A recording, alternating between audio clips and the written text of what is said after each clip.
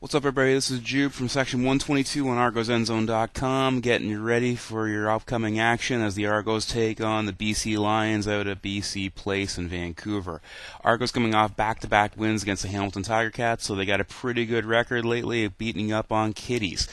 Problem is that the BC Lions defense is quite a bit stronger than Hamilton's, so this should be quite an interesting matchup. BC side, they split their last two games against the Montreal Alouettes, which are, of course, the number one team in the East, followed very closely by the Argos as they're tied right now in points.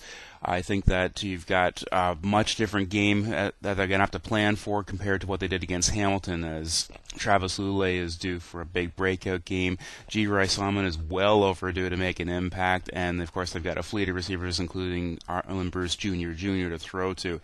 On the defensive side of the ball, BC is got to be the class of the league on D. That fantastic defensive backfield, including Byron Parker, who I've said before I'm a huge fan of, and it breaks my heart he's not wearing double blue right now. But also the returning Solomon Ilminian that they'll be working into their linebacking core. As an Argos fan, I'm hoping it just kind of throws off the room and tying, finding that great a player back into the game. But let's be honest, the guy is a monster, so this could be a very tough road to hoe for the Argos on offense.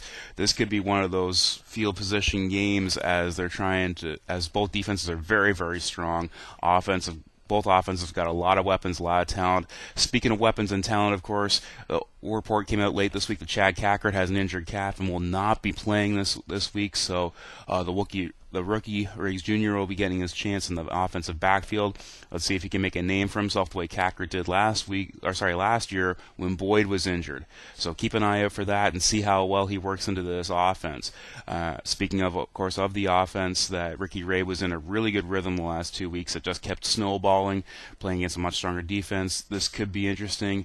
Real big challenge on both sides of the ball for the Double Blue. Also, they haven't won in BC, and I think it's close to 10 years. They're not playing really well on the West Coast. So, you could say that they're due, or this is a pattern that will continue.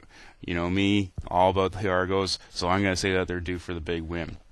Again, I think this could go either way. This could be a real battle for a field position as the defenses control and dictate the game, or we're due for someone just to absolutely blow up and watch us be just a barn burner. Yeah, I'm hoping for the latter because, let's face it, that's quite a bit more entertaining game to watch. So let's throw out a number here. I'm going to say that the Argos squeak this one out by 3 points. I'm going to say it's a 32-29 win for the Double Blue. But don't put too much faith in that because, hey, let's face it, I haven't been right all year on the score, although I have been right on a couple W's because the Argos have won and I just can't bet against them. So feel free to make a comment down here in the comment section on the .com, on ArgosEndzone.com, or on the YouTube channel, whichever you prefer. But hey, love to hear from you. Let me know that you're watching this. And you know how we do over in 122. We ride the rail and we ride it hard.